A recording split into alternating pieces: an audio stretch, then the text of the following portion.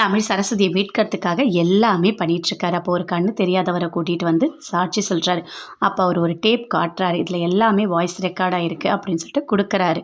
அதை வாங்கி ஜட்ஜ் பார்த்துட்டு சொல்கிறாரு, வெறும் டேப் ஆதாரத்தை மட்டும் வச்சு இவங்களை நிரபராதின்னு வெளியே விட முடியாது அப்படின்னு சொல்லிட்டு ஜட்ஜி சொல்கிறாரு. பயங்கரமாக அழறாங்க சரஸ்வதி. என்ன சொல்கிறதுனே தெரியல, அப்படி அழறாங்க.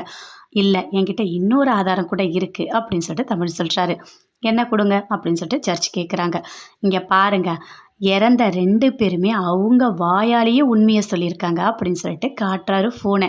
அதை வாங்கி ஜட்ஜ் பார்க்குறாங்க. மேக்னா பேசுனது எல்லாத்தையுமே கேட்குறாரு.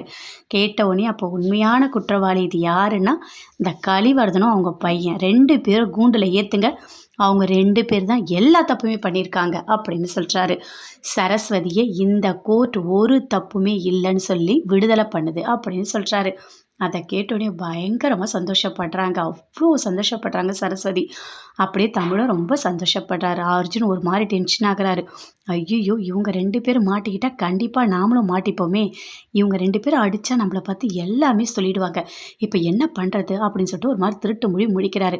சரஸ்வதி வெளியே வந்துட்டாங்க. வந்தோடனே தமிழ் அப்படியே ஹக் பண்ணிக்கிறாரு. ரொம்ப முத்தமாக கொடுக்குறாரு. அவ்வளோ பாசமாக நடத்துகிறாரு. அப்படியே சரஸ்வதி பார்க்குறாங்க. எனக்கு என்ன சொல்கிறதுன்னு தெரியல, நீங்கள் என்னை காப்பாற்றுவீங்கன்னு எனக்கு தெரியும். இல்லை மயிலே, என்னை விட நீ தான் என் மேலே நம்பிக்கை அதிகமாக வச்சுருந்த.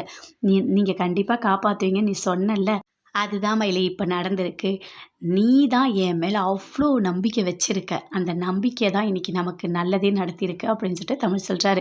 ரொம்ப சந்தோஷப்படுறாங்க. கோதை, சரஸ்வதி எல்லாருமே அவ்வளோ சந்தோஷமாக இருக்காங்க. கோதை சரஸ்வதி கிட்ட போகிறாங்க. கிட்ட போயிட்டு அப்படியே கையை பிடிச்சிட்டு, எப்படிமா ரொம்ப கஷ்டப்பட்டியா அப்படின்னு சொல்லிட்டு கேட்குறாங்க. இல்லை அத்தை, அதெல்லாம் ஒன்றும் இல்லை, நான் தான் வந்துட்டேன்ல, அப்புறம் எதுக்காக நீங்கள் கவலைப்படுறீங்க அப்படின்னு சொல்லிட்டு சரஸ்வதி கோதை கிட்ட சொல்கிறாங்க.